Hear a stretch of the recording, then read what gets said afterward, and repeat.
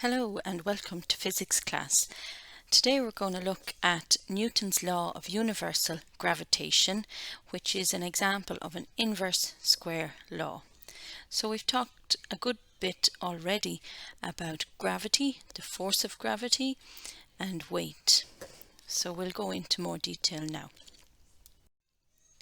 The force of gravity. An attractive force exists between all objects that have mass. This is the gravitational force. Okay, so it's an attractive force. This means that the objects feel a pull towards each other, so to move together. And that have mass, this means that the objects consist of matter, and mass, as we know, is measured in kilograms. That's the standard unit, and sometimes grams, etc. The gravitational force is very weak. Okay, so it is very weak. But it is noticeable when one of the objects is of very large mass. For example, it is of the size of planets.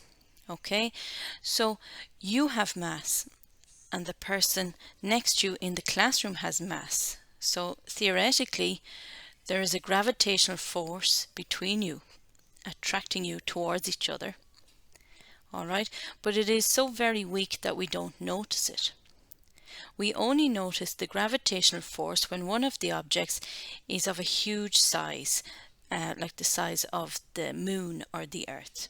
So you do feel and you do experience the force of gravity between you and the earth.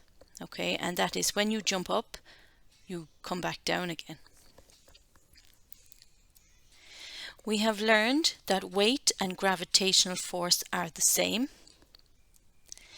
And we have learned that for every action there is an equal and opposite reaction.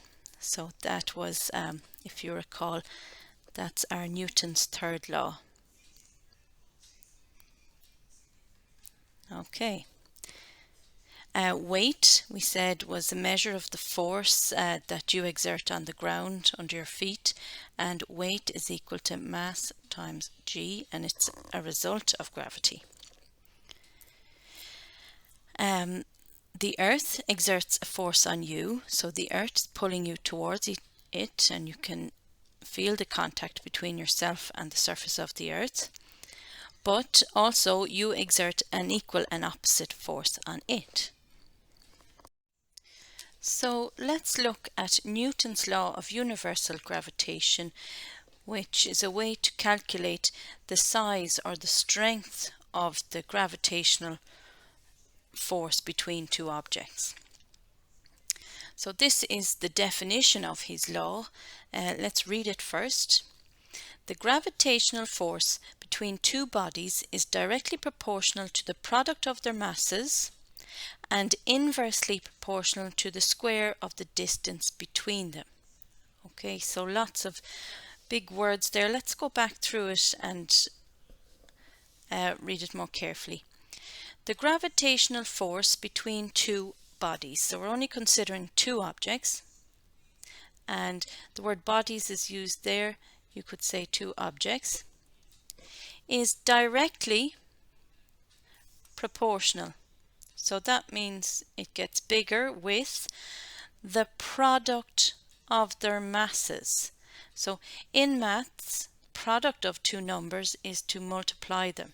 Okay, so the force gets bigger with the product of their masses. So bigger masses, a bigger force, and inversely proportional.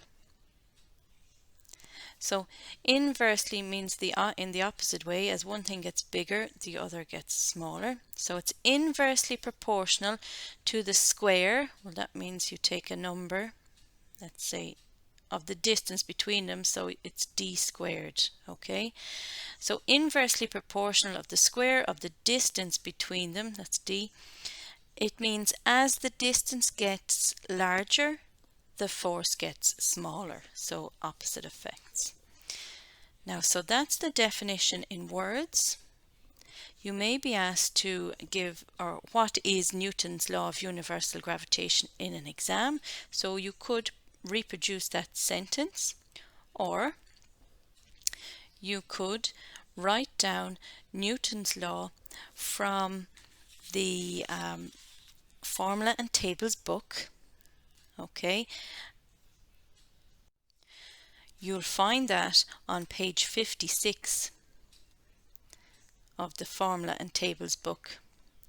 Okay, don't forget that this is provided in the exam. So let's look at this formula and see how it compares to the written version. So we have F for force here. Okay, we'll just bring that up. F is for force.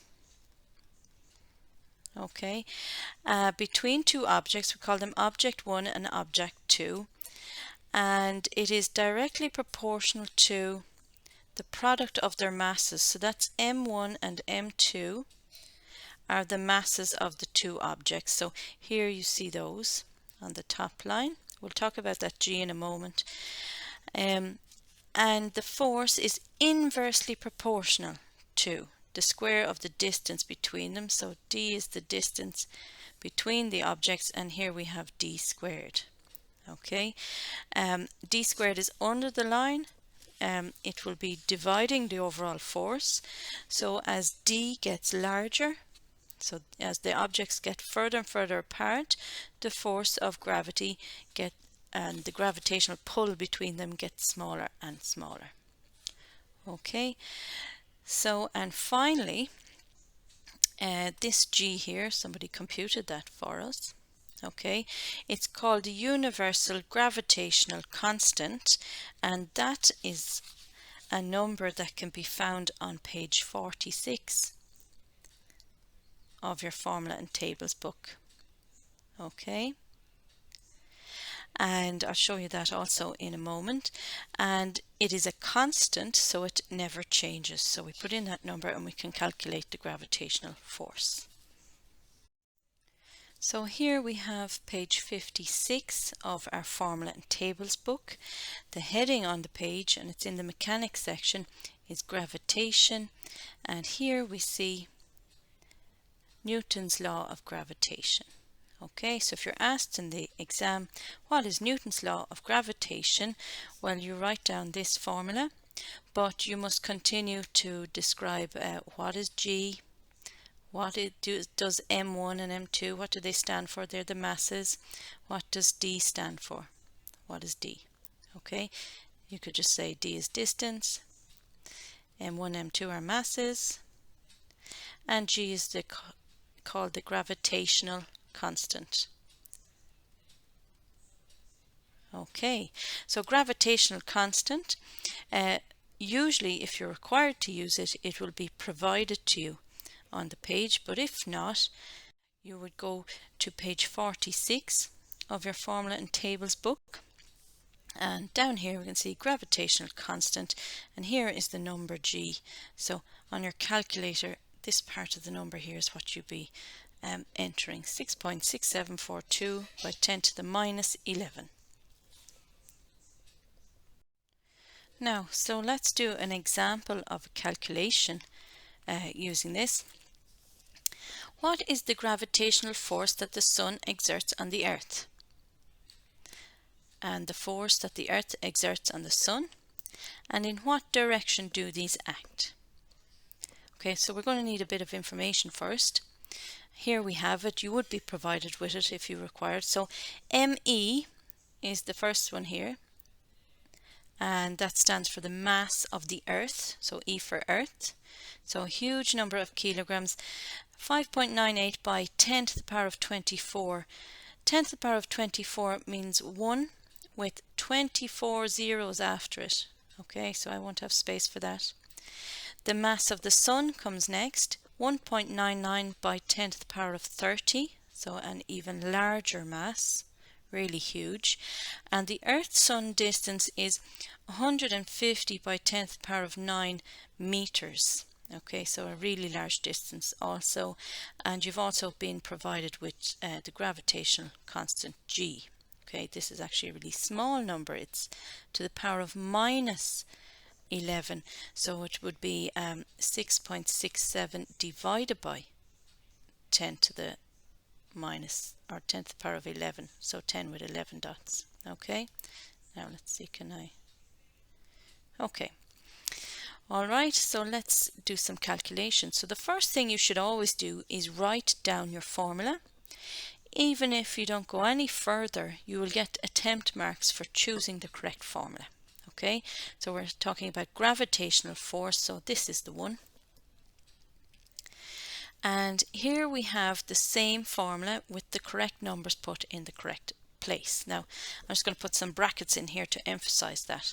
So F equals, G comes first, so you would type into the calculator, and I'll show you how to do that in a minute, 6.67 by 10 to the power of minus 11, and that needs to be multiplied by M1. So let's take that to be the mass of the Earth.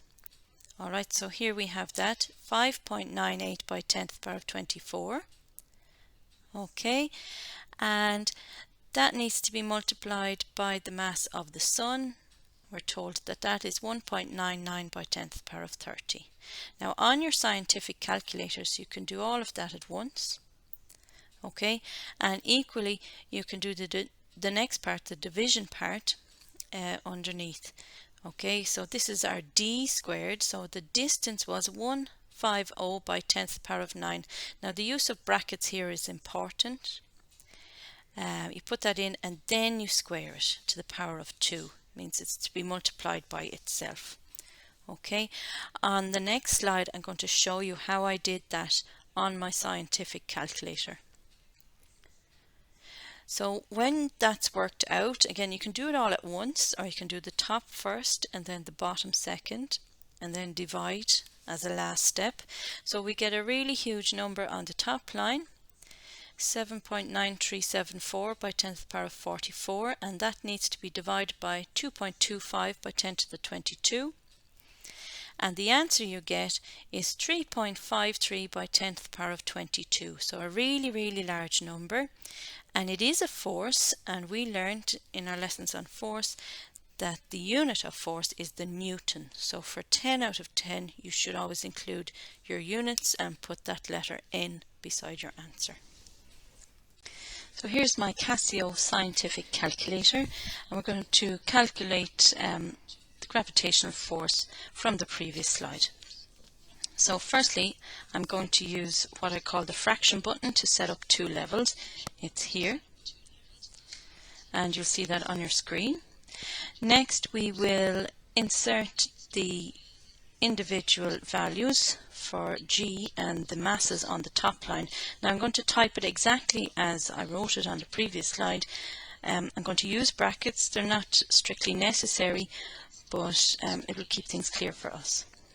So open a bracket, and the gravitational constant comes first, is 6.67, and that's multiplied by 10 to the power of minus 11. And I'm going to make use of this button down here. It types in the by 10 part, and then we just have to enter the power. So by 10 to the power of negative 11. So I'm going to use this negative button here and type in 11. It doesn't look quite right, but it will work correctly, and then I'm going to close that bracket. Okay, so that's the gravitational constant. We have to multiply that by the mass of the Earth. So the mass of the Earth was given as 5.98. Again, use this button, by 10 to the power of, and we just type in 24 and close that bracket. And finally multiply by the mass of the Sun. So multiply by, open a new bracket, 1.99 by 10 to the power of 30, and close the bracket. So in your calculator, for every bracket you open, you must also close it, or the calculator gets confused. Now to enter the distance underneath, we use the down arrow or the down cursor to go down to that empty box. Again, use your brackets, 150 by 10 to the power of 9. Close that bracket. Now that needs to be squared. So we can use this squaring function here. It says x squared, x to the power of 2. Press that, and now we have everything entered. We'll hit equals now, and we get the final answer. 3.53 if we round to 2 decimal places by 10 to the power of 22.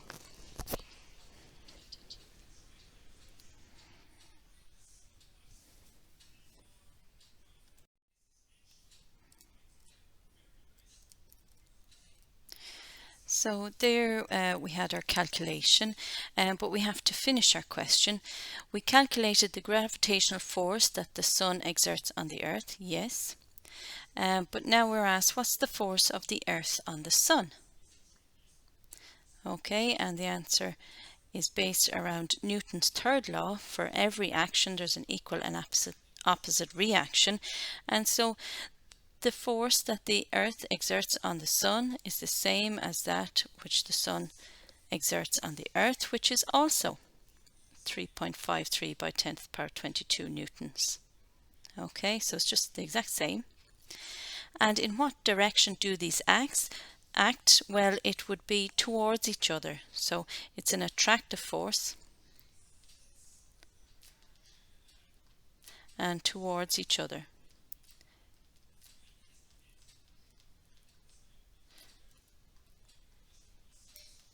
And there's that question answered. Another example.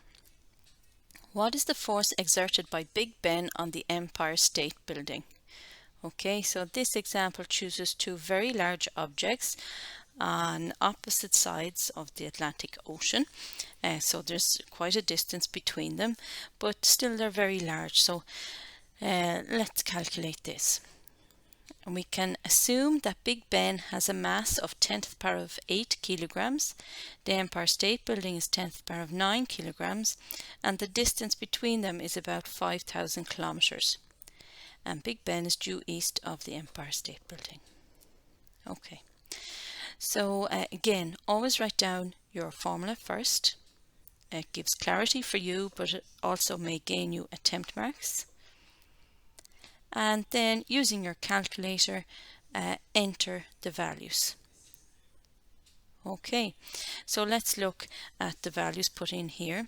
So 6.67 by 10 to the power of minus 11 is the gravitational constant. We've seen that before. I've just used brackets here to emphasize that those two numbers came together. By 10 to the power of 8 is for Big Ben, that's its mass, and by 10 to the power of 9 is the mass of the Empire State Building. So you can multiply all those numbers now if you wish, or do it all at once on your calculator. Under the line we have the distance squared. So we were told the distance is 5,000 kilometers. Okay, so we have to stick to our standard units system, which for distance is meters. So to convert from kilometers to meters, we must multiply by 1,000 because each kilometer has 1,000 meters, and that's where this comes from here. Okay, and that needs to be squared. Alright, the top line gives 6.67 by 10 to the 6, and the bottom line gives 2.5 by 10 to the power of 13. So if you divide the top by the bottom, you get a very, very small number, 2.67 by 10 to the minus 7 newtons.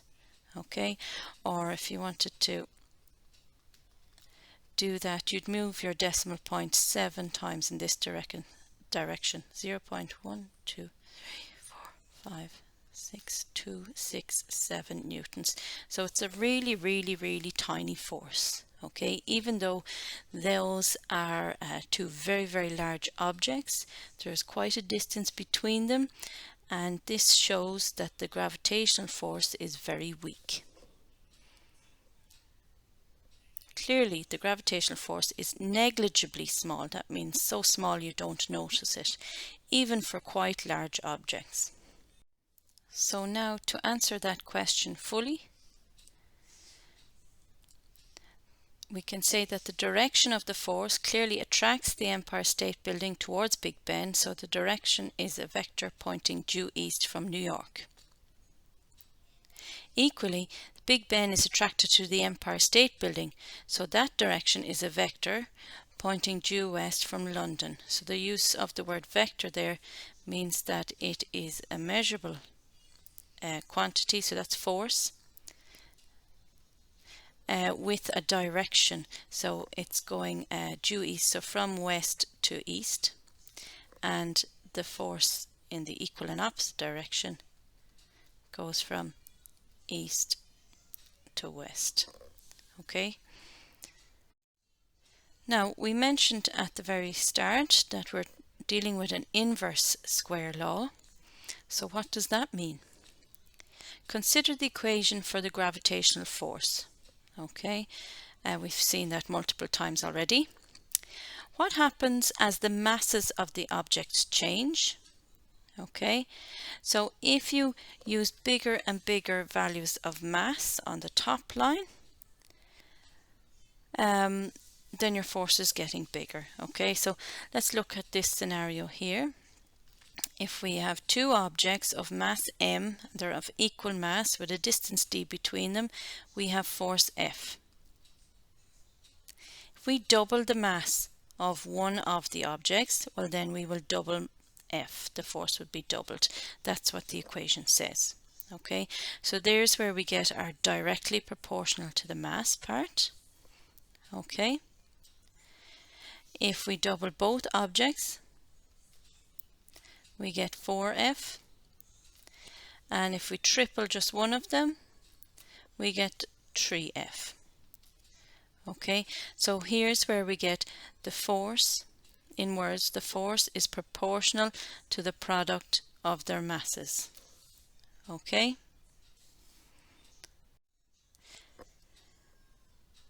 Now, let's consider the distance and what happens when we make changes there. So starting with the same beginning scenario, we have two objects of mass m with distance d between them. What happens when you double the distance between them? Well, because the formula has distance squared under the line, well, if you double the distance here, you'll have 2 squared under the line. Okay, and 2 squared is 4, so you'll have 4 under the line. So what does that mean? If you double the distance, you divide the force by 4. Okay, so there's a drastic change there. You've got a quarter of the original force by doubling the distance. If you make the distance smaller, you have the opposite effect. You make the force drastically larger. So if we make it half smaller, we get 4 times bigger force. Okay, and the next one, we won't go into that in too much detail here. This is the combined effect of changing masses and distance. Okay, but what did we learn from this picture in particular? That the force is proportional to 1 over d squared. So as you increase the distance, the force that is felt drops off drastically, and this is an example of an inverse. Inverse means upside down. Inverse square, because you have d squared law. Okay.